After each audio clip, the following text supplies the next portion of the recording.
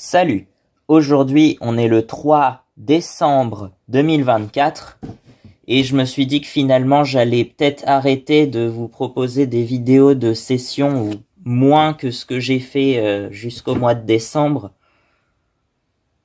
parce que je suis sûr que ça va pas plaire. Là pour l'instant il y en a, je l'ai pas encore commencé à les publier, elles seront publiées courant le mois de décembre et ce qui reste au mois de janvier. Et donc cette vidéo-là, certainement au mois de janvier. Vous savez quoi? Je suis sûr que ça va pas marcher, alors je vais pas m'attarder là-dessus. Je vais juste essayer d'arranger ça et puis je vais vous proposer une vidéo réellement intéressante pour le making of de l'album, mais qui ne sortira qu'après la sortie de l'album, donc en mars 2025, voire avril peut-être. Parce qu'il va y avoir encore une vidéo très importante, certainement. Je veux changer d'air, mais E-R-E, tu vois, de l'ère, l'époque, l'ERA. Mais aussi changer d'air AIR, mais moi je pensais à l'ère de ma chaîne. Là, j'étais dans une période très difficile au mois de... Bah, vous voyez les ravages que ça fait, une aventure comme ça, une prison comme ça. Là, j'ai fait août à janvier, 5 mois de prison, quelque chose comme ça. Donc, voilà. Je peux sortir que très peu. J'essaye de changer d'air en regardant des vidéos d'autres choses, de trucs qui m'intéressent, mais à chaque fois ça me rend envieux. Pourquoi eux et pas moi, tu vois? Et maintenant je commence à comprendre pourquoi il n'y a pas assez de motards en France en fait. Mais bon. Moi j'ai envie de faire des aventures, des road trips en moto. Moi c'était ce que je voulais faire. Après, pas forcément des gros trucs, hein. Je ferais entre guillemets que 5000 km par an, mais c'est déjà pas mal vu que la plupart des motards, ils font même pas 2000 km par an et ils s'en servent pas du tout l'hiver, gros frileux. Un peu, une moto, c'est fait pour rouler, hein, pour tourner 5000 km par an à peu près. Enfin, c'est ce qui est recommandé à peu près. Et puis pour les bagnoles, c'est environ 10 à 12 000 à peu près. Ça dépend. J'avais cru voir que en moyenne, les motards faisaient quand même 4000 km par an. D'une autre source, j'avais vu 3000. Mais je trouve que finalement, c'est pas beaucoup. C'est moi, de ce que j'ai fait avec le Kisby, j'ai fait 4000 km la première année, 5800 km la deuxième année et 3800 la troisième année. Donc j'ai un peu moins roulé la troisième année. C'est vrai que je roule moins maintenant, effectivement. Là, on est dans une période très difficile, donc je roule beaucoup moins. Parce que déjà, j'ai quasiment tout fait à l'extérieur. Dans un rayon de 25 à 30 km, je connais quasiment tout. Et ça fait que 3 ans que j'explore, donc je sais pas comment je vais faire finalement. Mais après, je me suis dit qu'en France, il y a quand même plus de 36 000 communes. Et si on devait en visiter une par jour, il faudrait 100 ans du coup pour visiter 36 000 communes. Il faudrait à peu près 100 ans parce que 36 000 jours, ça fait à peu près 100 ans. Donc voilà, c'est un peu compliqué. Mais même en visitant pas toute la France, on peut trouver des trucs sympas. Et puis il y a des trucs... je sais pas, on dit que la Suisse, l'Italie, tout ça, c'est super beau. C'est vrai que maman, surtout maman, elle aimerait bien aller en Italie un jour quand même. Parce qu'il y a des endroits super beaux en Italie. Mais même en France, c'est beau. Puis sa terre de cœur, c'est la Corse. Maman, c'est la Corse surtout. Parce que... bah c'est vrai que c'est trop beau, la Corse. C'est le plus beau pays du monde, je disais, si on peut considérer ça comme un pays. En soi, un pays, ça n'a pas vraiment de définition claire, hein. Ça peut désigner un pays, une nation indépendante, mais ça peut aussi désigner une région ou même ouais, une région historique. Souvent, un pays, c'est ça, c'est une région historique. Le pays de, enfin, là où j'habite, ça s'appelle la Touraine, par exemple. La Touraine, ça correspond plus ou moins au département d'Indre-et-Loire. Mais souvent, on dit pas qu'on est en Indre-et-Loire, on dit qu'on est en Touraine. Voilà. On s'identifie comme Tourangeau, mais les Tourangeaux, c'est aussi les habitants de la ville de Tours, capitale de la Touraine. Mais les habitants de la ville de Tours, on peut aussi appeler les Turons, apparemment. Enfin, c'est un peu le bordel.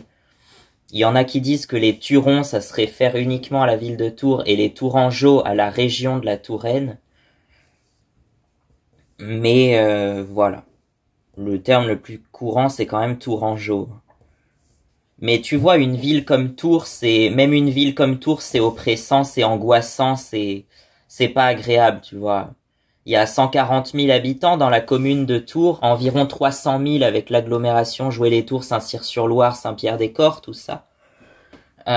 C'est vraiment une ville très importante. C'est la 26e commune de France par population, donc uniquement les 137 000 habitants de la commune dit intramuros. Et c'est la 26e ville de France, je crois. Alors ça a peut-être changé depuis, mais c'est à peu près ça, hein. C'est dans le classement. Elle se trouve juste derrière Le Mans. Le Mans, c'est un tout petit peu plus peuplé que Tours, hein. Je crois qu'il y a 145 000 habitants, j'avais vu. Par contre, l'agglomération est moins importante parce que la commune est plus étendue. Donc l'agglomération, il y a Allonne, qu'on va appeler Allonne-sur-Sarthe pour éviter la confusion avec les autres Allonnes. Coulaines, Changé, Ivray-l'Évêque, Arnage, tout ça, ça fait partie de l'agglomération du Mans, mais c'est pas aussi important que les communes limitrophes de Tours, quoi. Le Mans, c'est la capitale du sport automobile, un peu aussi avec les 24 heures du Mans, quand même. Mais tu vois, les courses automobiles, autant j'adore les véhicules motorisés comme ça, mais les courses automobiles, c'est pas tellement ce que je préfère, tu vois, finalement. Les grosses motos, les motos GP comme ils disent, il y a les 24 heures du Mans en moto aussi, effectivement. Oui, je crois qu'ils ont une moyenne de 200 km/h, un truc comme ça, je sais plus, mais des fois je me demande si c'est pas 200 km/h la vitesse moyenne des 24 heures du Mans. Oui, c'est un truc de ouf, en fait. Ils ont des motos surpuissantes. Ouais, bah c'était des motos de type R1, des trucs comme ça, je pense, des R1, des GSX-R, voilà, 180 chevaux pour à peine 200 kilos, quoi. Attends, on en était où? Parce que là, je fais plusieurs trucs en même temps. Bon, là, de toute façon, c'est normal qu'elle prenne pas de place, la vidéo. Il y a que du noir, il y a que du fond noir, quasiment. Je vais vous dire comment c'est en 1967, je l'ai reconnu. Il sera connu finalement l'année suivante avec le morceau Space Oddity. Ce soir, ils ont très peu. Mais bon, en fait, c'est que du noir, donc ça fait 80 mots, tu vois. 80 mots pour 54 minutes. Je vous mets au défi de faire une vidéo qui prend moins de place que ça en ratio. Parce que c'est ça, en fait, c'est quand il y a très peu de mouvement, comme là je filme sur du noir, ça va prendre très peu de place, en fait. Voilà, c'est le secret. CTRL X, et on va mettre ça dans du téléphone. Voilà, CTRL V ici. On en était où? Je sais plus. Tout ça pour dire finalement, le 3 décembre, c'est effectivement le 3 décembre, c'est le jour où est sorti l'album Rubber Soul de The Beatles, encore eux, le 3 décembre 1965. Ça fait 59 ans tout pile du coup. L'album est sorti il y a 59 ans jour pour jour. Et il est considéré comme l'un des meilleurs albums de tous les temps, encore une fois, hein, voilà. Puis c'est le dernier album, on va dire, de la période classique des The Beatles avant d'entrer dans la période psychédélique, puis la période après le voyage en Inde, là, qui est différente. Mais la période, souvent, quand on pense à The Beatles, on pense à une période principalement entre 1964 et 1965, la période dite de la Beatlemania, avec les concerts dans les stades, les filles qui crient et tout. Alors que justement, en 1966, ils ont décidé d'arrêter de faire des concerts et de se consacrer uniquement aux enregistrements studio. Et c'est aussi à cette époque-là qu'il y a eu l'époque du rock psychédélique, donc avec les albums Revolver et Sgt. Pepper, et Magical Mystery Tour par la suite. Ensuite, en début 68, ils ont fait un voyage en Inde entre février et avril 68. Ils ont été en Inde, à Rishikesh, en Inde. Et donc, ils ont écrit plein de chansons, mais vraiment beaucoup de chansons, certainement au moins une cinquantaine, pour finalement en garder que 30, pour en mettre dans un double album qui s'appellera The Beatles, mais qu'on appelle tous l'album blanc en référence à la pochette de l'album qui est toute blanche. Donc voilà. Mais son nom officiel c'est simplement The Beatles, comme le nom du groupe. Puis ensuite vous connaissez, il y a eu, bon, éventuellement la BO de Yellow Submarine, les Get Back Sessions, Abbey Road et Let It Be. Et le groupe se sépare le 10 avril 1970. Une semaine plus tard, Paul McCartney publie son premier album solo. Et environ un mois plus tard, ils sortent l'album Let It Be, composé des sessions de Get Back qui ont été terminées par Phil Spector, ce qui a profondément déplu à Paul McCartney. Et donc, Let It Be sort le 8 mai 1970. Par la suite, il y a eu... chacun a trouvé sa voix en solo. John Lennon, il a sorti son fameux Imagine en 1971. Paul McCartney, lui, il a sorti Live and Let Die, la musique de James Bond, je crois. Band on the Run avec les Wings. Il a créé le groupe les Wings dans les années 70. Et il a eu pas mal de succès en solo également. Il a même fait une collaboration avec Michael Jackson. Enfin, il en a même fait 3 avec Michael Jackson. The Girl Is Mine, Say Say Say et The Man. Voilà. George Harrison, lui, il a connu le succès en solo avec My Sweet Lord, ou encore When We Was Fab, que j'aime beaucoup. Et Ringo, c'est le moins connu des membres en solo, c'est vrai qu'il est moins connu que les 3 autres, mais il a quand même sorti des titres comme It Don't Come Easy, ou encore Photograph, mais c'est vrai qu'il est assez peu connu en solo, Ringo, quand même. Donc bon, on s'arrête là, ça fait déjà 14 minutes qu'on tourne. Ça fait quand même un certain bout de temps. Et je me perds, j'ai des vidéos à monter, j'ai énormément de vidéos à monter, c'est le bordel. J'espère que ça vous plaira. Parce que je suis sûr que très peu, il va y avoir très peu de vues sur ces vidéos-là. Il va y avoir très peu de personnes qui vont voir ces vidéos. Donc pour le peu qui voient, ça donnera une idée de ce que je fais chez moi tout seul à cette époque-là, parce que c'est en majorité des journées où je suis tout seul, où je fais pas grand-chose, je suis enfermé, j'ai pas le courage de sortir, parce que si je sors, je vais être déçu, donc voilà. On en est là. Donc à bientôt, et puis, je sais pas, j'espère que ça ira mieux en janvier, on va voir. Salut, et aujourd'hui on est le 4 décembre, alors c'est la Sainte Barbe ou Sainte Barbara, comme vous voulez. Mais aujourd'hui on va pas parler de Barbara, on va encore parler de The Beatles, je suis désolé parce que le 4 décembre c'est aussi le jour où est sorti, il y a 60 ans tout pile d'ailleurs, le 4 décembre 1964, l'album Beatles for Sale, le 4e album des Beatles, est certainement le moins connu ou le moins mis en valeur parce que, je sais pas, c'est vrai que au niveau de la composition, de la variété de sons et tout ça, c'est pas le meilleur album, c'est vrai, et il y a beaucoup de reprises également dans cet album. Comme les 2 premiers albums, en fait, il y a 6 reprises et 8 chansons originales. Mais même les chansons originales, effectivement, il y en a qu'une seule qui sort du lot et c'est 8 Days a Week. Ooh, I need your love, babe. Yes, you know it's true. Hope you need my love, babe, just like I need you. Hold me, love me, hold me, love me. Ain't got nothing but love, babe. 8 days a week. 8 days a week. I love you.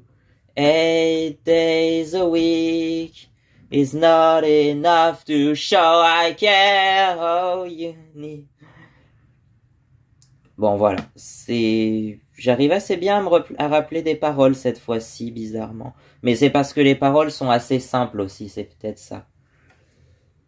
Donc 8 Days a Week, 8e chanson de l'album et donc première chanson de la deuxième face.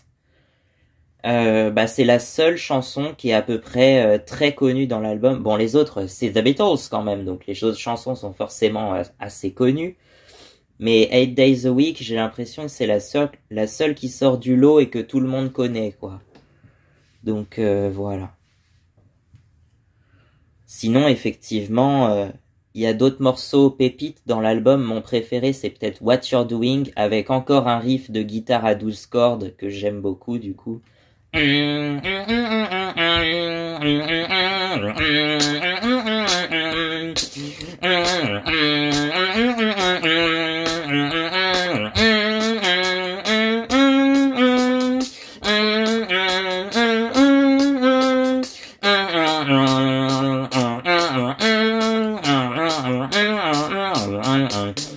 Look what you're doing. I'm feeling blue in love and gonna be someone to ask me more. What you're doing to me. What you're doing to me. Na na na na na Je me rappelle plus des paroles, mais voilà, la mélodie, je l'ai assez bien en tête. Surtout le solo au milieu, que j'ai eu du mal à... Le solo, pendant longtemps, j'avais du mal à le reprendre, à le mémoriser parfaitement. Et là, maintenant, j'arrive à le mémoriser assez bien.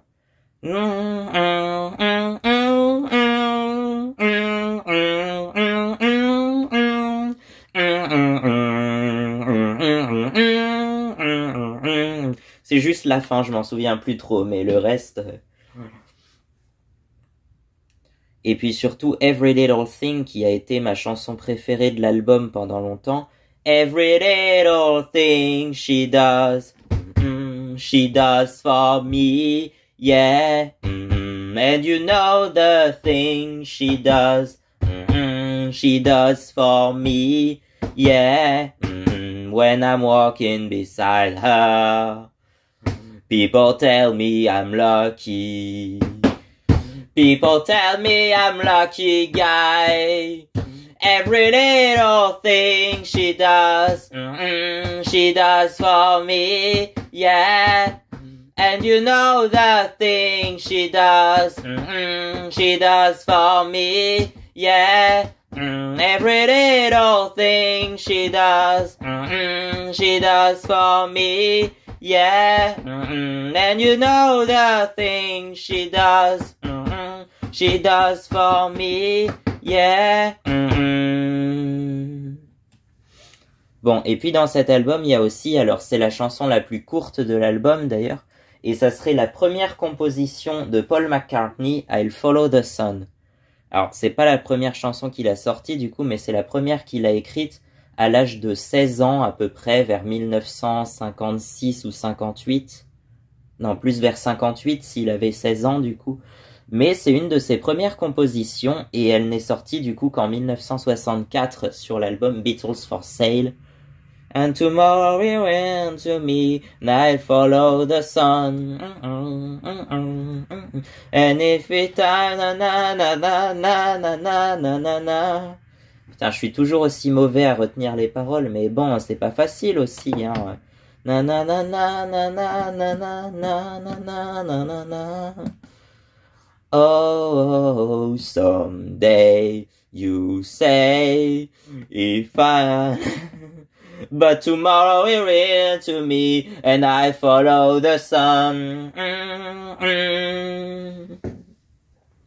Chanson toute simple. Il y a I'm a Loser aussi qui est pas mal et qui est pas mal inspiré de un peu de Bob Dylan, donc ce qu'allaient faire éventuellement les Byrds par la suite.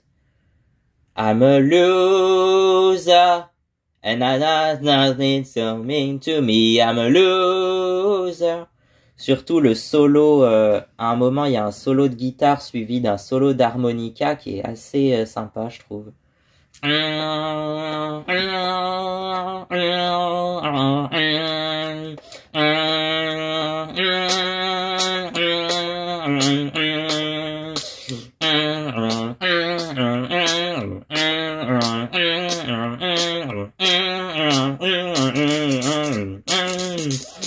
I'm a loser, and I know nothing mean to me. I'm a loser.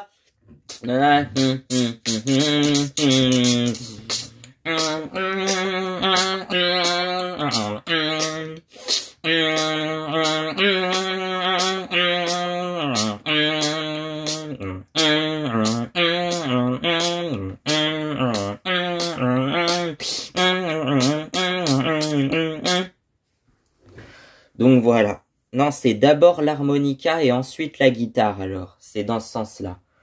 Ben voilà.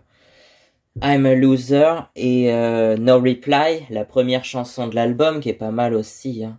I saw the light, I saw the light, I tried to telephone, never no home, no reply. If I were you, I realized that I love you more than any other guy.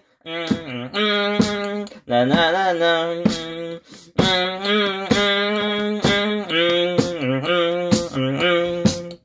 Just before you gave me no reply.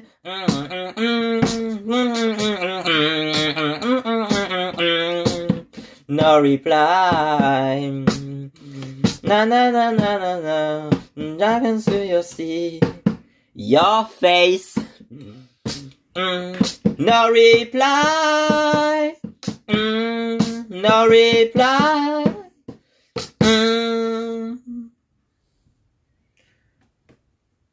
And I came to your door. I look up to see your face. Il y avait quelqu'un qui avait remarqué que tous les couplets se terminaient par la phrase your face. Et du coup, je sais pas, c'est drôle, mais c'est vrai que il y a souvent your face à la fin d'une phrase dans cette chanson. Your face. Bon, sinon au niveau des reprises, on en a quelques-unes. On a Everybody's trying to be my baby. Everybody's trying to be my baby. Yeah. Chanté par George Harrison et qui est une reprise de Carl Perkins que les Beatles adoraient visiblement vu qu'ils ont repris plusieurs de ses chansons. Rock and Roll Music, reprise de Chuck Berry. Rock and Roll Music. Time you use it. Music. Any rock and roll music. Na, na, na, if you wanna dance with me. Et puis Kansas City, Hey Hey Hey Hey, qui est une reprise de Little Richard. Hey Hey Hey Hey, come on, hey baby. Hey Hey Hey Hey, hey baby. Oh, come on and baby back home, come on. Oh, Kansas City, you wanna baby back home, come on. Oh, Kansas City, I wanna baby back home, come on. Hey, come on, Bobby, come on, hey. Bon, voilà, pas la peine d'en rajouter trop, mais voilà. Kansas City, d'ailleurs, ce qui est bizarre, c'est que Kansas City se trouve majoritairement dans le Missouri, alors que seule une partie de la banlieue de Kansas City se trouve dans le Kansas, sous ce nom en tout cas. Bref, en gros, il faut imaginer que Kansas City, c'est une ville de, je sais pas combien, environ 500 000 habitants côté Missouri, alors que la ville du même nom côté Kansas ne compte que 150 000 habitants. Et les villes voisines de Overland Park, qui se trouvent aussi dans le Kansas, elles comptent plus de 200 000 habitants. Donc bon, c'est un peu bizarre quoi. Pourquoi Kansas City et pas au Kansas, foutument? Foutument, j'ai sorti ce verbe, je sais même pas si ça existe en français, cet adverbe plutôt. Mais c'est pour éviter de dire putain quoi, c'est plus joli, non?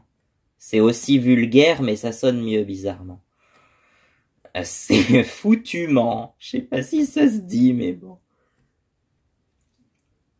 Bref, ensuite on a 8 Days a Week, on a Words of Love, reprise de Buddy Holly. Words of Love.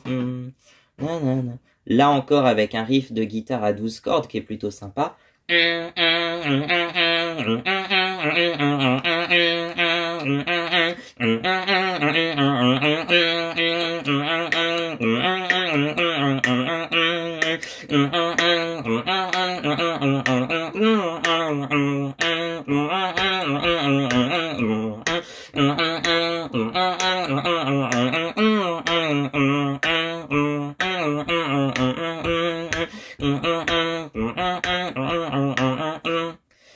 Voilà. Et puis on a Honey Don't, qui est une reprise de Carl Perkins, encore lui, et chantée par Ringo Starr. Voilà. Honey Don't! Honey Don't! Honey Don't! Honey Don't! Là, je la chante plutôt à la Elvis, mais bon. Je sais même pas si Elvis l'a déjà chanté, mais bon. Honey Don't, c'est d'ailleurs la face B à l'origine du single... merde. C'est à l'origine la face B du single Blue Suede Shoes de Carl Perkins, qui, oui, a été reprise par Elvis Presley pour le coup. On la connaît plus grâce à Elvis, mais à l'origine, c'est une chanson de Carl Perkins, sortie en janvier 1956, je crois, et enregistrée en décembre 1955. Voilà. Yeah, Honey Don't! Je me rappelle même plus des autres paroles à part ça. Sinon, Honey Don't, c'est la chanson la plus longue de l'album avec une durée de 2 minutes 58. Il n'y a pas plus long dans l'album, bizarrement.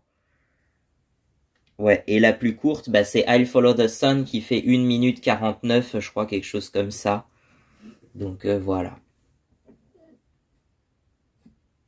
Sinon, à part ça, l'album est pas mal. Et c'est vrai que au niveau du son, au niveau de la composition, c'est pas le meilleur, certes. Mais au niveau du son, il est incroyable, je trouve. Hein, si on aime la guitare à 12 cordes comme moi, je trouve ça super beau. J'adore, moi. Ouais. C'est vrai qu'il est peut-être un peu moins bien que Hard Day's Night. Hard Day's Night, c'est celui qui sonne le plus Beatles. Quand on pense à The Beatles, on pense au son de l'album Hard Day's Night en général. Ouais. Donc avec toujours la guitare à 12 cordes, mais aussi plein d'autres trucs. Les ballades romantiques de Paul, And I Love Her.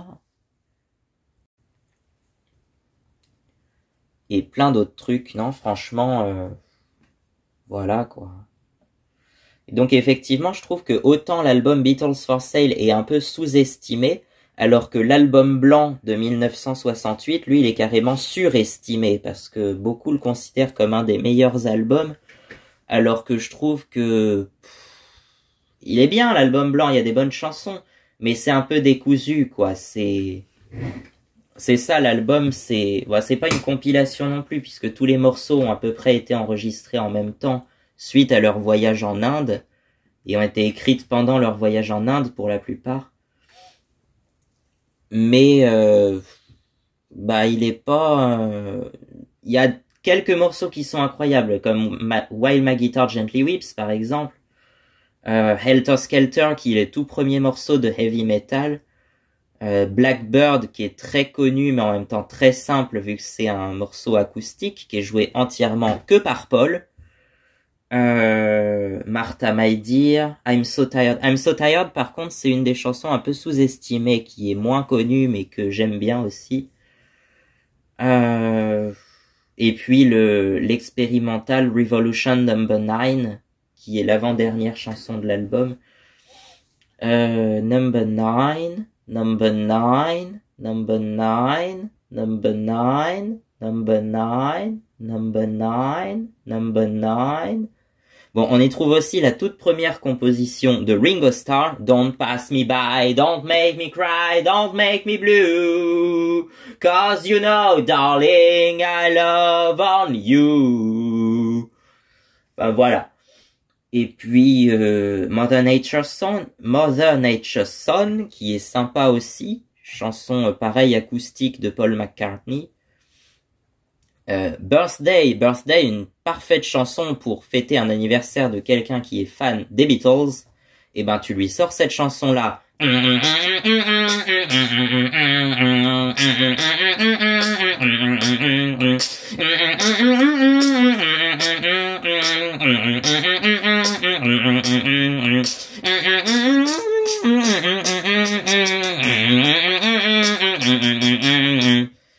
Apparemment, la chanson, elle a été écrite en une nuit pour l'anniversaire de Linda McCartney, donc la femme de Paul, qui, à l'époque, ils étaient pas encore mariés, mais c'est justement à cette époque-là que Paul quitte son ancienne petite amie Jane Asher pour, par la suite, aller avec Linda. Et au même moment, d'ailleurs, John quitte sa femme, Cynthia, sauf que là, il avait vraiment eu un enfant avec Cynthia et il s'était vraiment marié avec Cynthia.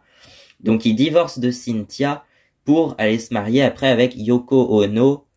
Donc voilà, on connaît l'histoire, on dit tous que c'est Yoko Ono qui a causé la séparation des Beatles, mais en vrai c'est pas tout à fait ça, et il y a eu plein de facteurs qui ont fait que le groupe s'est séparé à la fin de l'année 1969, ou début 70 même, mais en 69 ils étaient déjà plus ensemble quoi. Même depuis l'album blanc d'ailleurs ils travaillaient plus tellement ensemble. Il y a 4 chansons, je crois, sur l'album blanc qui n'ont été enregistrées que par un seul membre. Ouais. À savoir Julia, je crois qu'elle a été jouée que par John et qu'il s'agit d'ailleurs d'un hommage à sa mère. Et puis Blackbird et Martha My Dear. Non, Blackbird, enfin je sais plus. Blackbird qui est joué que par Paul. Mother Nature's Son, je crois qui est joué que par Paul aussi. Ouais, franchement, l'album blanc, il est bien, mais c'est pas celui que je préfère, franchement. À part While My Guitar Gently Weeps, certes, qui est une des chansons les plus incroyables de George Harrison, en tout cas. Peut-être la meilleure de George Harrison, même. Mais, à part ça, c'est pas mon album préféré, l'album blanc. Et tu vois, dans le classement que j'aurais fait des albums des Beatles, bah j'aurais mis l'album blanc quasiment en dessous de Beatles for Sale, alors que n'importe qui aurait mis l'album blanc en 3e position, derrière Abbey Road et Sgt Pepper. Et Beatles for Sale, il l'aurait mis en dernier, en 12e position, donc. Donc voilà, je trouve ça un peu dommage parce que au niveau du son, Beatles for Sale, c'est un des albums qui sonne le mieux, en tout cas, que je préfère au niveau du son. Par contre, au niveau de la composition, oui, c'est vrai qu'il y a beaucoup de reprises, et les chansons sont assez simples, mais ça marche. Mais ouais, la meilleure chanson de l'album, je trouve que c'est quand même What You're Doing. Ouais, What You're Doing, elle est incroyable, je trouve. Donc voilà. Une composition de Paul McCartney, chantée par Paul McCartney. On va se quitter là-dessus. Et à bientôt, les copains.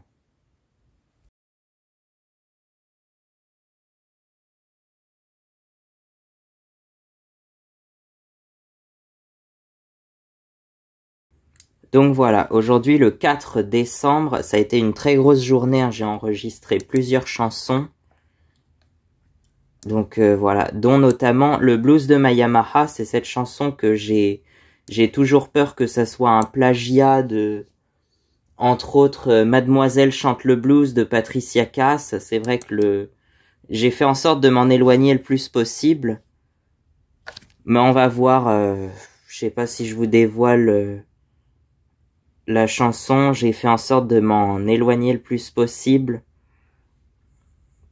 Après, ça peut ressembler aussi à Lagrange de ZZ Top ou ZZ Top, je sais jamais comment ça se prononce. Ça peut ressembler un peu au générique de C'est pas sorcier également. Ça peut ressembler à éventuellement Bad to the Bone de George Thorogood ou Boom Boom Boom Boom de John Lee Hooker aussi, ça peut y ressembler. Ça peut ressembler à plein de trucs, tout simplement parce que toutes ces chansons sont basées sur le même riff de blues en fait, à Revolution des Beatles aussi si on veut. Toutes ces chansons-là en fait sont un peu sur le même riff de blues, sur la même base, et en gros toutes les chansons de blues se ressemblent un peu. Donc moi j'ai voulu faire un riff de blues comme ça, qui avait certainement déjà été pris depuis longtemps, mais voilà. Le blues de ma Yamaha. Ouais, c'est un truc comme ça. Après, pour les couplets, j'ai fait en sorte que ça ressemble à aucune autre chose qui existe déjà. Donc voilà. Et surtout, il va y avoir un très long solo parce que après, j'avais fait couplet, couplet, refrain ou pont, couplet, à nouveau refrain et ensuite le solo. Et je me suis rendu compte qu'en fait, ça occupait que la moitié de la chanson. Donc du coup, le solo, il va être très long mais avec plein de variations. Donc normalement, ça devrait pas paraître trop long, je pense. Mais bon. Puis c'est un solo de blues quand même. Je voulais un solo de blues rock qui passe même par le hard rock un peu à la Revolution des Beatles, mais sans plagier Revolution des Beatles. Faut que ça soit quelque chose de nouveau, voilà. Enfin, vous verrez, la chanson sort, elle est inédite de l'album, donc elle sort le 24 mars normalement. Et puis, je sais pas si je vous fais écouter une version différente pour que vous me validiez si ça ressemble à aucune autre chose. Je vais faire écouter ça à mon copain musicien pour voir ce qu'il en dit, si ça y ressemble. Mais normalement, ça doit pas être un plagiat vu que j'ai fait en sorte de m'écarter le plus possible de ce que je connaissais déjà. Donc voilà. Ensuite, j'ai tourné un clip totalement différent. Vous le verrez, il sort le 16 janvier. J'ai tourné le clip de Moi non plus en Yamaha et je voulais que ça soit un truc un peu différent de ce que je fais d'habitude. Je sais pas, je me suis dit pourquoi pas. Donc voilà, vous verrez ça.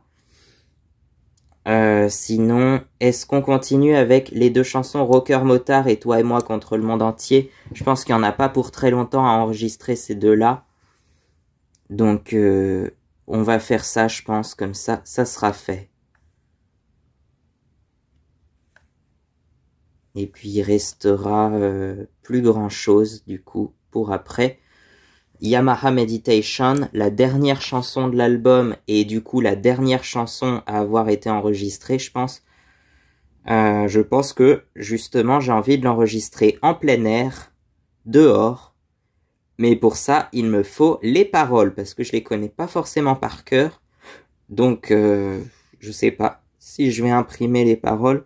Mais du coup ça se fera courant mois de décembre et l'album sera grosso modo terminé au mois de décembre. Ça va, il y a encore 3 mois de marge, mais bon. J'ai envie de perfectionner les clips après dans les 3 mois qui me restent, donc voilà. Pour ceux qui sont déjà sortis, on peut pas changer, mais pour ceux qui vont sortir entre janvier et mars, j'ai envie de perfectionner un peu... ça se dit? Si, perfectionner un petit peu ça, tu vois. Donc voilà. On va se quitter là et puis on se retrouve. De toute façon, cette vidéo sortira pas avant le mois de janvier, donc à bientôt.